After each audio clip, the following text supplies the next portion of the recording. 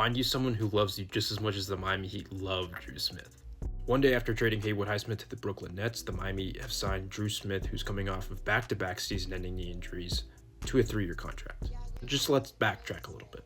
So it kind of started in October of 2022 when the Miami Heat signed Dru Smith to a 2-way contract, 1 year after already having him in their system.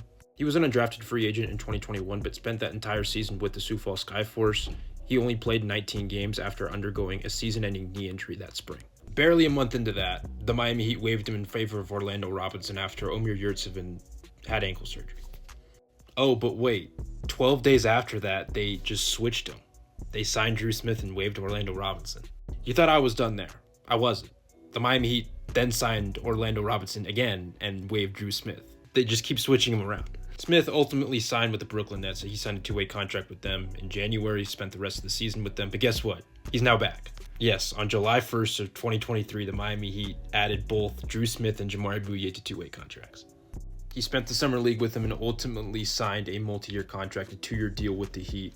What happened after that was very unfortunate. 9 games into his 2023-24 season, he slipped on the court in Cleveland. He tore his ACL. He was out for the rest of the season, and he was eventually waived in favor of Patty Mills, who signed a prorated minimum later that season. But wait, it keeps going. Upon signing Zion Pullen to a 2-way contract in July of 2024, the Heat then signed Dru Smith once again to a 2-way contract.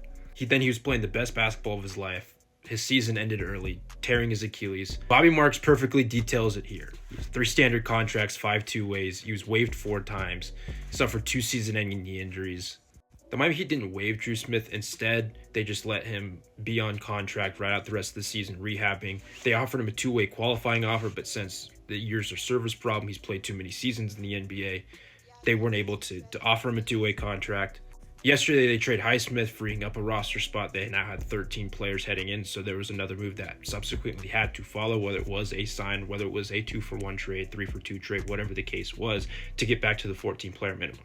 Optically, signing Dru Smith after trading Haywood Highsmith and a second-round pick for essentially nothing isn't great. Miami also just have a glut of guards now, and I'm not necessarily sure where Smith fits into that mix. We'll see, and this is a super cool comeback story if he's able to play efficient basketball, but he just can't quit this guy.